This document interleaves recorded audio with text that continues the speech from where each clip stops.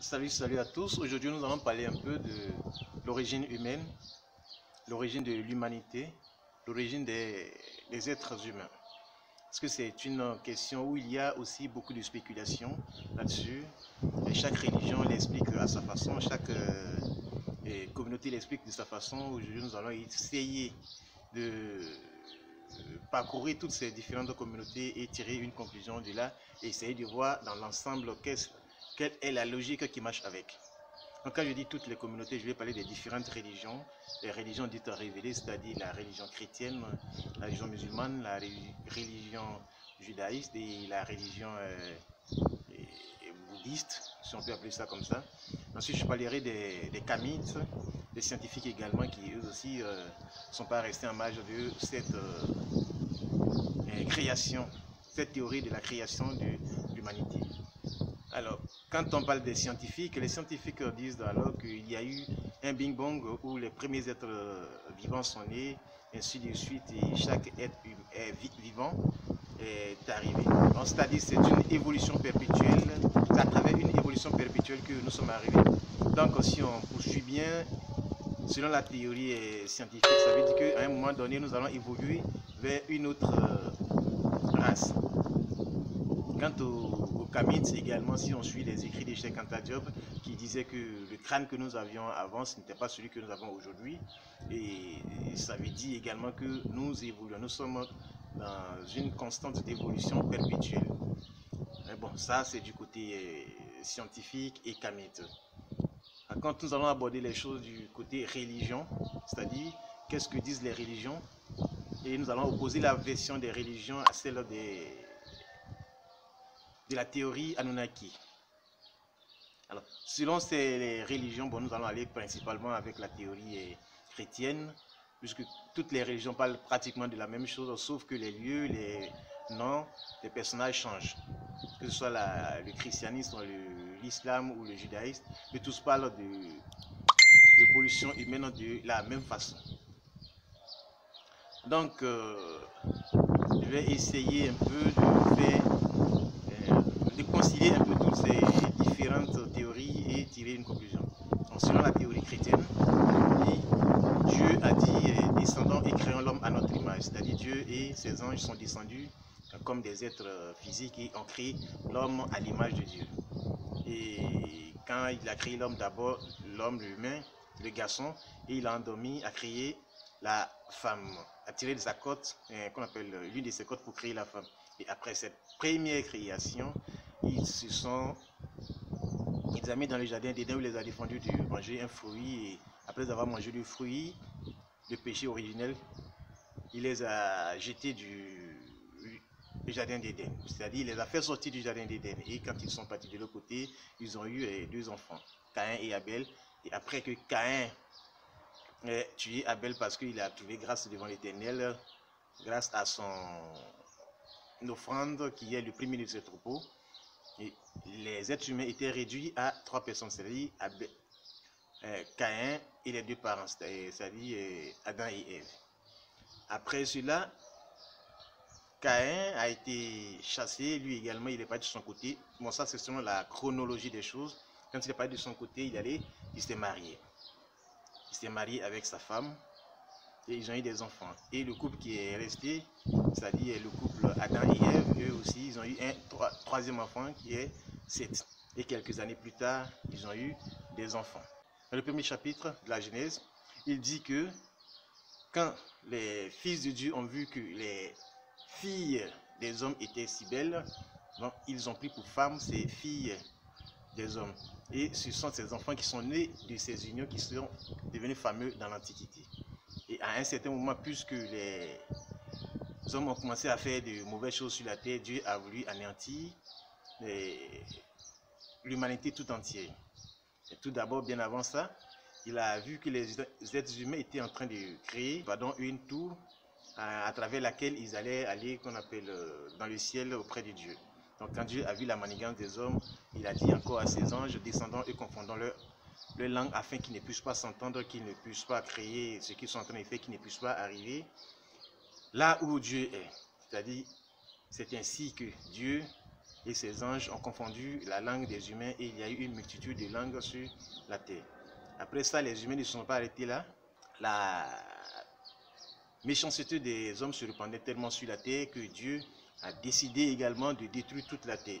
C'est ainsi qu'il va avertir secrètement Noé qui va construire une hache à travers laquelle il va faire entrer chaque espèce de chaque race des êtres vivants, c'est-à-dire chaque espèce de chaque plante, de chaque animal, de chaque insecte, de sorte qu'après le déluge, chacun puisse repeupler la surface de la terre. C'est ainsi qu'il a pu regrouper toutes ces espèces et après que le déluge est fini, le déluge qui a englouti tous les êtres vivants qui vivaient sur la terre, après que ce déluge est fini, les êtres qui étaient dans l'âge sont descendus et ont commencé à repeupler la terre. Alors nous allons aborder la question du côté de la théorie des Anunnaki. Pour ceux qui n'ont pas grande information sur la théorie des Anunnaki, alors, ce sont des tablettes d'abord, des tablettes d'argile. Ce sont des tablettes qui ont été trouvées en Mésopotamie. La Mésopotamie, c'est le territoire qu'on appelle aujourd'hui l'Irak. Donc c'est là-bas qu'on a trouvé des tablettes de terre sur lesquelles les hommes qui ont vécu là-bas ont écrit et la façon dont ils vivaient, leur façon de vivre, comment eux ils vivaient avant. J'ai écrit toutes ces choses sur des tablettes, plus de 1000 et quelques tablettes que les gens ont trouvées dans une grotte, dans une bibliothèque. Bon, actuellement, les gens disent que cette bibliothèque a été pillée, qu'on retrouve un peu les tablettes partout. Et pour savoir aussi si ces tablettes ont vraiment existé, il faut aller spéculer un peu sur Internet. Vous verrez que ceux qui se sont intéressés à ça, les sumérologues, qu'on appelle ça les tablettes sumériennes. Les sumérologues ont eu des discussions là-dessus parce qu'il y avait des problèmes de traduction sur certaines tablettes. Bon, si des gens ont eu des problèmes de traduction sur certaines tablettes, ça veut dire que quelque part, les tablettes elles-mêmes ont vraiment existé, que les sumérologues ont eu quelques problèmes. Donc, selon ces tablettes sumériennes qui ont été trouvées, il est dit que nous avons reçu la visite des êtres venus d'une autre planète, la planète qui s'appelle Nibiru. Et ces êtres sont des êtres de très grande taille qui pouvaient mesurer à 3 mètres. On les appelait les Anunnaki. Donc si vous voulez également chercher les Anunnaki, vous pouvez aller sur Internet et puis en savoir plus sur les Anunnaki. Donc les Anunnaki, ils étaient au nombre de 600. Donc les personnages principaux sont Anu et ses deux fils, Enki et Enlil. Donc quand ils sont venus sur la planète Terre, puisque eux, leur planète Nibiru se désintégrait, ils sont venus sur la planète Terre pour chercher de l'or, pour aller réparer les planètes. Parce que l'or a une très grande importance dans le processus d'aller sur d'autres planètes. L'or joue un rôle très important. Et pour en savoir plus, essayer de chercher à savoir tous les vaisseaux spatiaux que nous construisons aujourd'hui, bon, que dit-nous les pays occidentaux, l'Amérique, les Européens, les Chinois fabriquent aujourd'hui. Dans tous ces vaisseaux spatiaux, ils mettent de l'or dedans parce que l'or a une grande importance dans ce domaine. Donc, ils sont venus ici sur cette planète pour extraire de l'or. Encore pour vous parler un peu de ça, le premier vaisseau spatial que les hommes ont construit pour aller sur la Lune ou bon, au-delà de la planète Terre, sachez que la première écriture qu'ils ont mis dessus, le premier bonjour qu'ils ont mis dessus, ce premier bonjour était écrit en langue sumérienne. C'est-à-dire que les gens espéraient trouver des êtres vivants là-bas qui parlaient cette langue-là. Bon, quelque part, c'est pas de façon fortuite s'ils ont mis 8 langues comme ça sur un vaisseau spatial. Donc bon, ce sont des pistes pour vous dire quelque part que bon, c'est une théorie, mais bon, on peut l'explorer un peu en profondeur. Et bon, ça a l'air un peu véridique. Donc selon cette théorie, ces gens sont venus au nombre de 600. Ils sont venus extraire de l'or sur notre planète pour aller réparer leur planète qui se désintégrait. Donc quand ils sont venus, ils ont trouvé de l'or en Éthiopie. Et en Éthiopie, la classe ouvrière a creusé, et à un moment donné, ils étaient fatigués. Ils ont commencé à se rebeller. Et quand ils ont commencé à se rebeller, les chefs ont compris. Et les chefs ont dit que bon, si c'est comme ça, descendons et créons une autre race qui pourra les aider à creuser encore de sorte que nous puissions avancer vite. C'est ainsi que les chefs sont descendus. Quand ils disent descendus, parce que eux ils sont dans les vaisseaux spatiaux et ils observent les travailleurs depuis les vaisseaux spatiaux. Donc ils sont descendus et ils ont attrapé des primates. Des primates dont ils ont extrait l'ADN et ils ont mélangé à eux leur ADN, ça a donné le premier être qu'on appelle Adama. Ce qu'on appelle dans la religion chrétienne Adam. Donc quand ils l'ont créé, ils ont créé également des femmes. Donc bon, puisque le processus était un peu lent, ils ont voulu créer des êtres vivants, des êtres humains après des êtres humains, ils ont fait de sorte qu'ils puissent se multiplier entre eux. Et ils ont commencé à se multiplier entre eux. Et à un moment, les Anunnaki ont constaté que les enfants que les êtres vivants mettaient, qu'on appelle au monde, étaient si jolis. Les filles que les êtres vivants mettaient au monde étaient si belles qu'eux-mêmes, ils ont décidé de prendre comme femmes ces êtres vivants-là. Donc, certains d'entre eux ont pris pour femmes, c'est les filles des hommes. Et ils se sont multipliés à la surface de la terre. Et ces personnes étaient dotées d'une connaissance qu'aujourd'hui même on ne peut pas les égaler. Scientifiquement, ils étaient au top. Donc quand ils sont venus, qu'ils ont fait ça, après que la terre a commencé à se peupler, ils n'arrivaient plus à contrôler les hommes qu'ils ont créés. Et ils ont vu que les hommes étaient en train de manigancer certaines choses. Ils ont construit une grande tour, c'est ce que les chrétiens appellent la tour de Babel. Et bon, du côté des Anunnaki, ils ont construit une grande tour dans laquelle ils ont caché un vaisseau spatial qu'eux-mêmes ont construit spécialement pour pouvoir aller voir sur la planète Nibiru ce que les Anunnaki qui montent et qui descendent toujours dans les vaisseaux spatiaux, c'est qu'ils vont chercher là-bas.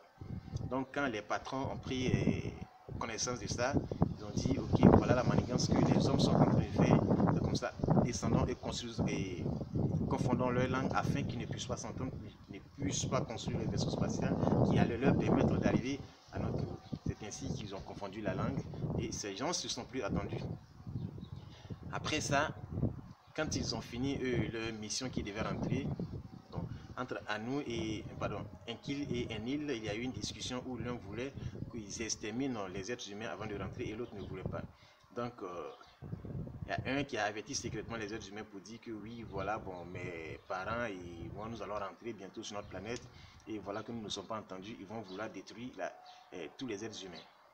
Donc, tout ce que je peux vous dire, essayez de vous cacher, essayez de fuir de là où vous êtes, de sorte qu'ils ne puissent pas vous détruire. C'est ainsi que les êtres ont commencé à fuir de là où ils étaient.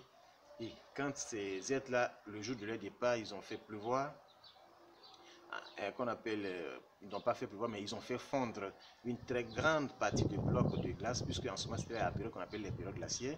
Ils ont fait fondre une très grande partie de glace qui a recouvert toute la surface, bon pas toute la surface, une très grande surface de la terre. Donc l'eau avait inondé ces êtres qui vivaient là. Ça c'est ce que les chrétiens appellent le déluge.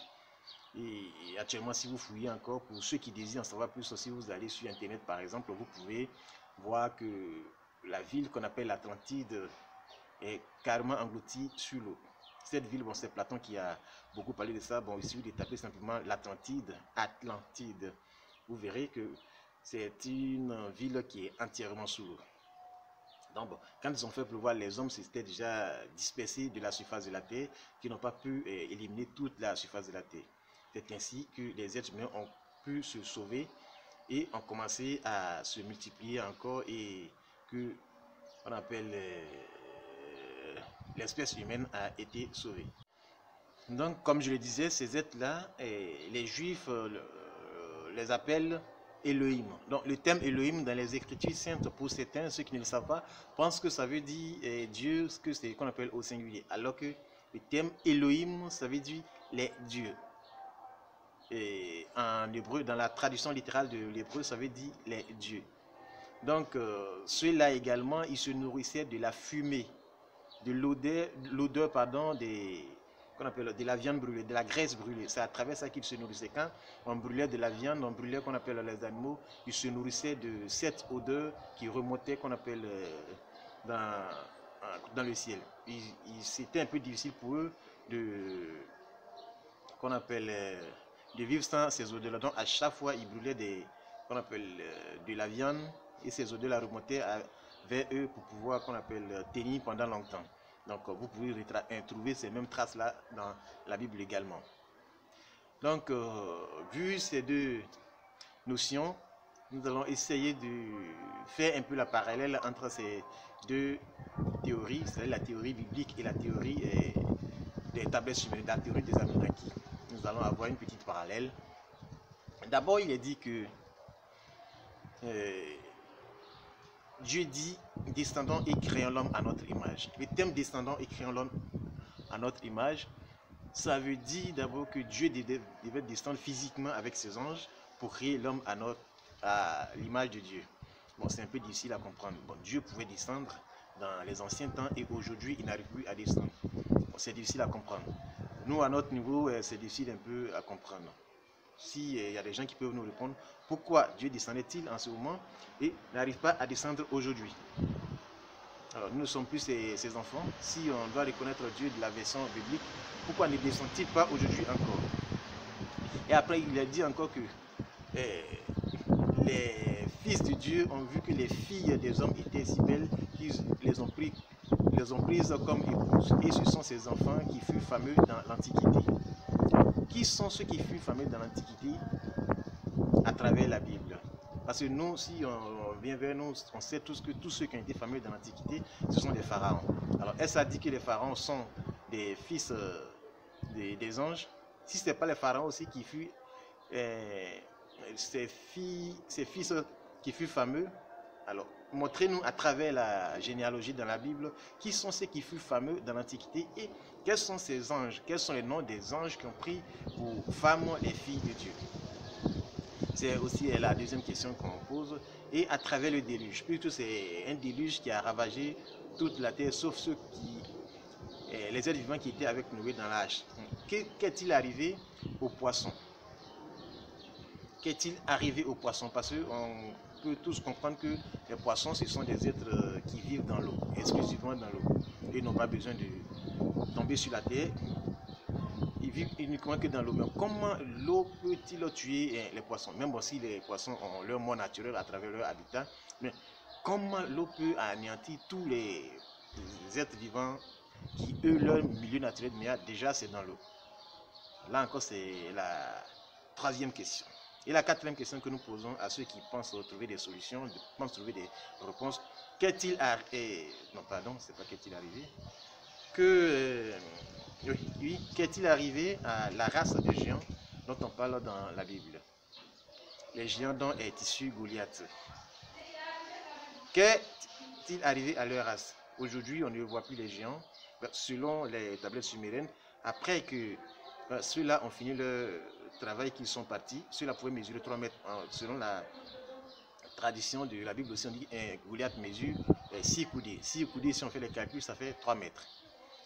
Alors, comment se fait-il qu'on ne voit plus ces gens aujourd'hui? Qu'est-il arrivé à leur race? Comment ont-ils disparu complètement qu'on ne retrouve plus leurs traces sur la planète Terre? Puisque, comme les David ont été tués, les Goliath, pardon, ont été tués après le déluge. Ça veut dire que ce n'est pas le déluge qui a anéanti toute leur race. Après le déluge, ils ont existé encore, mais on ne les retrouve plus. Qu'est-il arrivé à leur race? Bon, est-ce à dire que les Goliaths, c'est-à-dire la race des géants dans la Bible, est-ce les mêmes personnes qu'on retrouve dans les tablettes sumériennes? Donc, ce sont des questions qu'on se pose.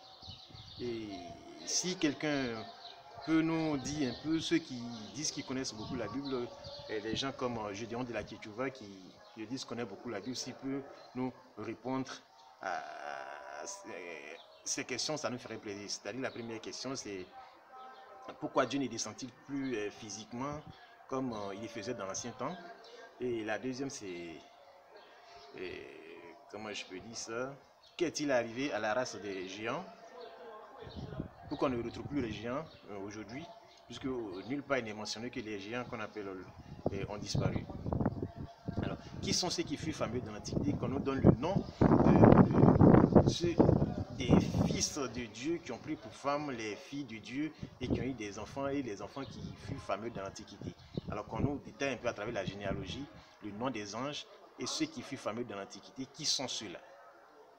Et la dernière question, je crois, c'est ce qui est arrivé à la race ce qui est arrivé aux animaux marins lors du déluge. Et la dernière question concerne Caïn, qui, après qu'il a tué son frère et qu'il a été chassé du jardin, est parti. Et de son côté, dès qu'il est parti, il est allé se marier à sa femme. Il s'est marié d'abord et il est déjà parti. Et c'est après qu'il est parti que le troisième fils, qui est Seth, est né. Bien des années plus tard que les parents ont eu encore des enfants. Alors que pendant qu'il est parti, on dit qu'il s'est marié et qu'il a eu des enfants. Alors, qui sont ses beaux-parents et d'où vient sa femme? C'est un peu de ça que nous voulons savoir. En tout cas, nous voudrons des explications selon vraiment la chronologie des choses. Parce que selon la chronologie, c'est dès qu'il a tué son frère qu'il a été chassé. Et quand il est chassé, qu'il est parti et qu'il s'est marié. Et que c'est des années plus tard qu'il y a eu Seth. Et qui encore plus tard encore que ses parents ont eu d'autres enfants. Alors, d'où est-ce qu'il a eu sa femme, d'où est-ce qu'il a pu payer sa dot, et qui sont les parents de sa femme? C'est la question que nous voulons savoir. Là, c'est la dernière question.